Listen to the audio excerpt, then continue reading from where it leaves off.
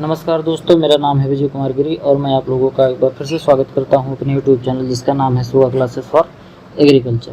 दोस्तों, आज हम सब लोग एक कॉम्पिटिटिव बुक ऑफ एग्रीकल्चर जिसको डॉक्टर निमरा सुंडा जी ने लिखा है, इसका आज हम लोग 38वां लेक्चर पढ़ने वाले हैं। इसमें एग्रोनॉमी का 8वां यूनिट चल रहा है। इस यूनिट में हम लोग पढ़ने वाले हैं मेजरमेंट ऑफ इवापोट्रांसपिरेशन, यानी कि इवापोट्रांसपिरेशन जो होता है किसी भी फील्ड में उसको हम कैसे मेज़र करते हैं, उसके मेज़र करने के कई तरीके होते हैं।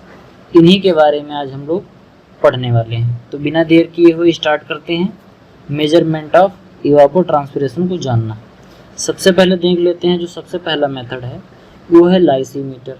ये एक ऐसा इक्विपमेंट है जिसकी मदद से हम इवापोट्रांसपिरेशन को मेज़र करते हैं। ये काम कैसे करता है इसको समझ लेते हैं। इसके काम करने का प्रिंसिपल कैसा है वो थोड़ा देख लेते हैं। It consists growing of crops in large containers install in a crop field measuring their water losses and gains. ये क्या होता है कि एक बड़ा सा कंटेनर होता है जो क्रॉप ग्रोइंग फील्ड में इंस्टॉल किया जाता है। मतलब अगर हम यहाँ क्रॉप ग्रो कर रहे हैं तो इसी फील्ड में इस कंटेनर को भी हम इंस्टॉल कर देंगे, लगा देंगे और इसमें भी हम क्रॉप को ग्रो करेंगे। इसमें जब हम क्रॉप ग्रो करते हैं तो इसमें कितना पानी इसने अपटेक किया और कितना पानी इसने लॉस किया और कितना पानी इसने गेन किया, इस सब की मेजरमेंट हमको इस लाइसीमीटर से मिल जाती है। और इसी की मदद से हम ये बहुत आसानी से फाइंड आउट कर सकते हैं कि इसमें ट्रांसपिरेशन और इवापोरेशन के थ्रू कितना लॉस हो रहा है। अब इवापोट्रांसपिरेशन क्या होता है अगर आपको नहीं समझ में आ रहा हो तो हम आग्रह करेंगे कि इससे पिछला वाला जो लेक्चर है उस लेक्चर में मैंने इवापोट्रांसपिरेशन के बारे में अच्छे से डिटेल में बता दिया है। अगर आप लोगों ने वो वीडियो नहीं देखी हो तो वो देख लें तो आसानी से आपको समझ में आ जाएगा। अब देखते हैं evapotranspiration and leaching losses can be also be measured by lysimeter. अब जो लाइसीमीटर होता है इसकी मदद से केवल हम इवापोट्रांसपिरेशन या वाटर लॉस और गेन नहीं मेजर करते, इसकी मदद से हम लीचिंग लॉसेस को भी मेजर कर लेते हैं।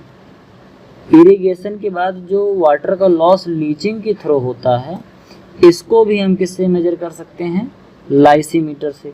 काफ़ी बार एग्जाम में ये भी पूछा जाता है कि लीचिंग को किससे मेजर करते हैं, तो लीचिंग को लाइसीमीटर से मेजर करते हैं। और अगर पूछे लाइसीमीटर से क्या मेजर करते हैं तो वाटर लॉस, चाहे वो वाटर गेन हो, चाहे इवापोट्रांसपिरेशन हो और चाहे वो लीचिंग लॉस हो, इन सब को हम किससे मेजर कर सकते हैं, लाइसीमीटर से। तो एग्जाम में जैसे भी क्वेश्चन आएगा आप लोगों को ये आराम से याद रखना है जिससे आप आसानी से इसमें राइट ऑप्शन पर टिक लगा सकें। दूसरा जो मेथड है इवापोट्रांसपिरेशन को मेजर करने का वो है सॉइल मॉइस्चर डिप्लेशन स्टडीज़। इसको क्या कहते हैं पहले टेक्निकल भाषा में समझते हैं फिर सामान्य भाषा में बता देंगे। सॉइल मॉइस्चर डिफिसिट और depletion is the amount of water required to raise the crop water soil water content of the crop root zone to field capacity. बात समझो, जैसे मान लो कि ये एक प्लांट है और इस प्लांट की एक रूट जोन है, ठीक।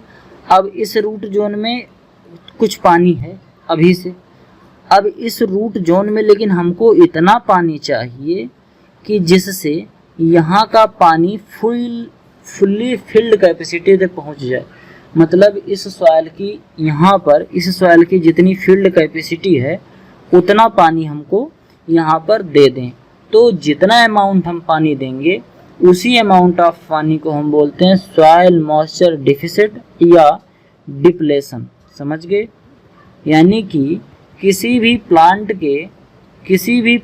के रूट जोन में वाटर को फील्ड कैपेसिटी तक पहुंचाने के लिए वाटर की जितनी रिक्वायरमेंट होती है उसी को हम सॉइल मॉइस्चर डिफिसिट या डिप्लेशन बोलते हैं। आई होप कि अच्छे से समझ में आया होगा।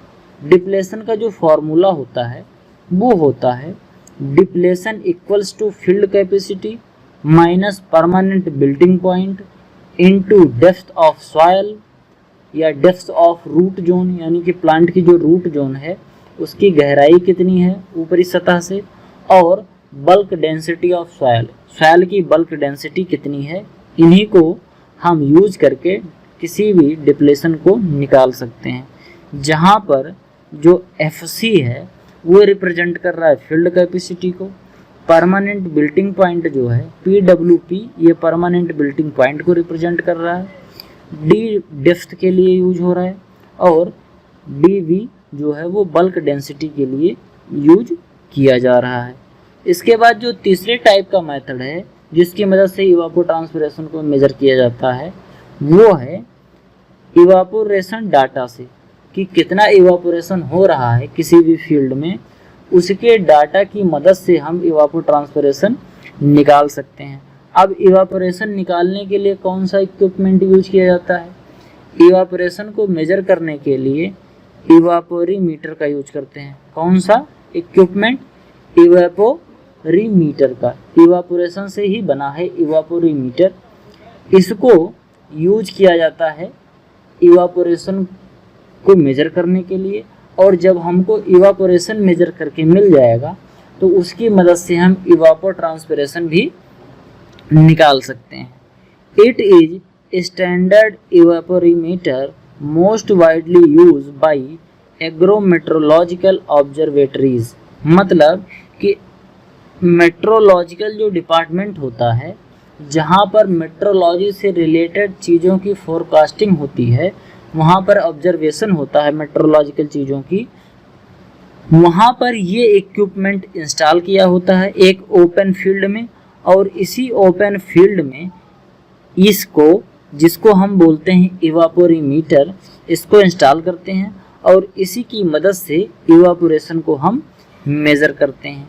It having diameter of 120 centimetre, इसका जो डायमीटर होता है, यानी कि ये इवापोरीमीटर जो लगा है इसका डायमीटर है 120 सेंटीमीटर, इसकी जो डेप्थ है वो है 25 सेंटीमीटर, और इसके अंदर जो हम पानी भरते हैं, जैसे 25 सेंटीमीटर इसकी गहराई है, लेकिन पूरे में तो पानी भर नहीं देंगे, हम पानी कितना भरेंगे इसमें, 20 सेंटीमीटर ऊंचाई तक पानी भर देते हैं।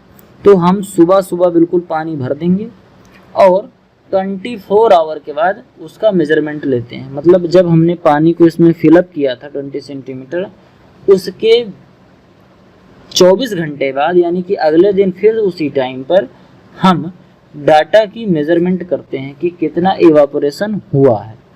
इट इज पेंटेड वाइट, ये जो इवापोरीमीटर होता है इसको वाइट पेंट किया जाता है, क्योंकि अगर और किसी कलर से करेंगे, जैसे मान लो ब्लैक से हमने कर दिया तो ज़्यादा इवापोरेशन हो जाएगा, रेड से करेंगे तो भी ज़्यादा हो जाएगा, तो इसी वजह से वाइट कलर से इसको पेंट किया जाता है, जिससे हमें एक्यूरेट इवापोरेशन का जो डाटा है वो मिल पाए। इसको जो मेजर करते हैं इवापोरेशन को, वो मिलीमीटर पर डे में मेजर करते हैं। जैसे मान लो आज हमने सुबह जब इसको टैंक को फिल किया, इस इवापोरीमीटर को फिल किया, तो 20 सेंटीमीटर इसकी हाइट मेंटेन कर ली पानी की।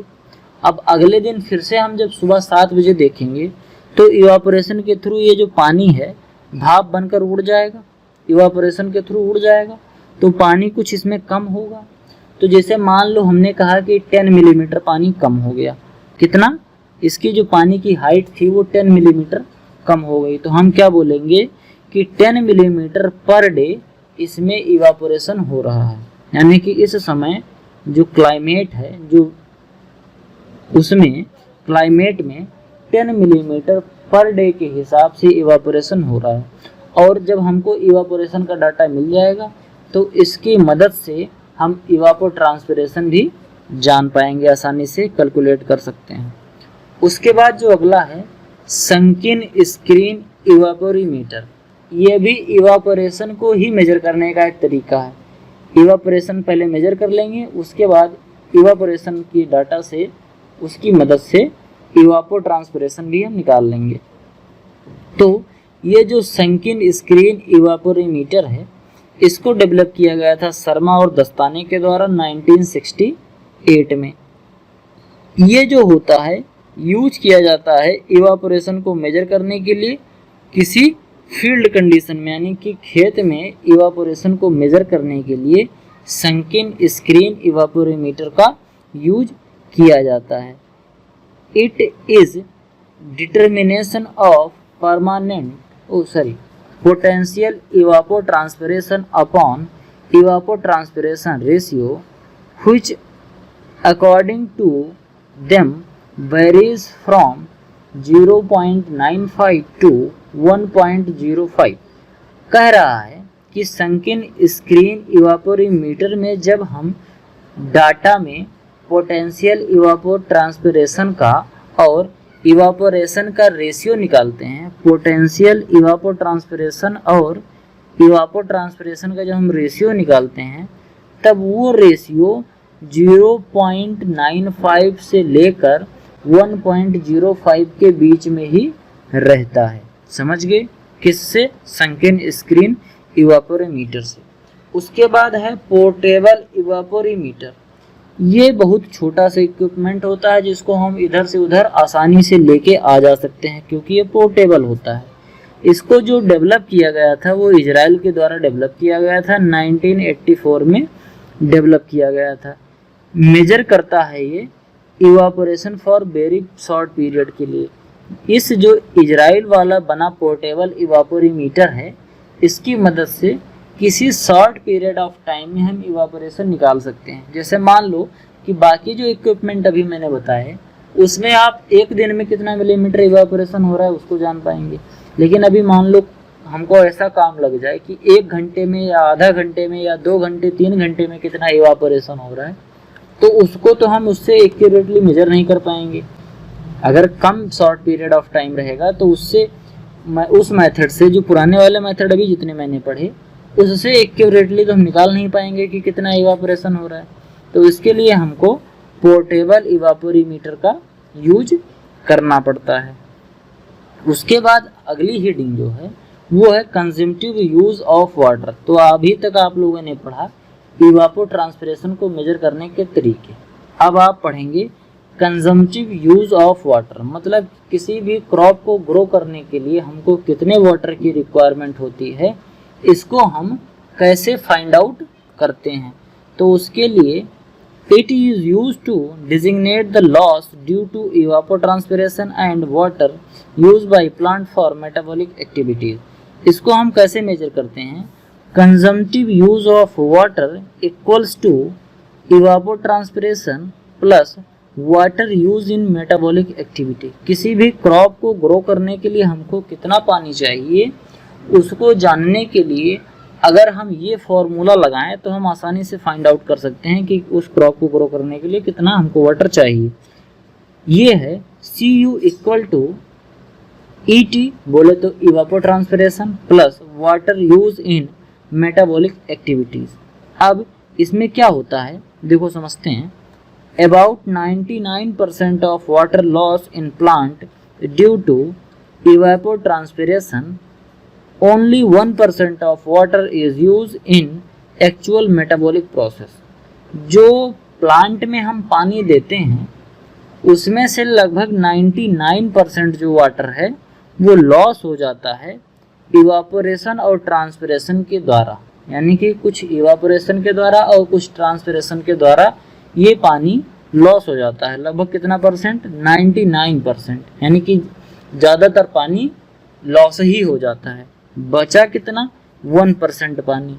अब जी 1% वाटर बचा, इसी को हम एक्चुअल मेटाबॉलिक प्रोसेस में यूज करते हैं। जो प्लांट होते हैं वो केवल 1% पानी का यूज कर पाते हैं एक्चुअल मेटाबॉलिक एक्टिविटीज़ में, यानी कि फोटोसिंथेसिस में, फूड मटेरियल बनाने में, रेस्पिरेशन में, बाकी और जगह जो पानी का काम लगता है वो केवल 1% वाटर होता है। प्लांट जितना वाटर एब्जॉर्ब करते हैं या हम खेत में जितना पानी देते हैं उसमें से केवल 1% पानी ही पौधे एक्चुअल मेटाबॉलिक प्रोसेस में यूज करते हैं। तो आज के लिए केवल इतना ही। अगर आपको ये वीडियो पसंद आया हो तो वीडियो को लाइक ज़रूर करें। आपके जो सुझाव हैं वो कमेंट बॉक्स में ज़रूर लिखें। चैनल पर अगर आप नए आए हैं अभी तो चैनल को सब्सक्राइब जरूर करें। मिलते हैं किसी अन्य वीडियो में, तब तक के लिए इजाज़त दीजिए। धन्यवाद।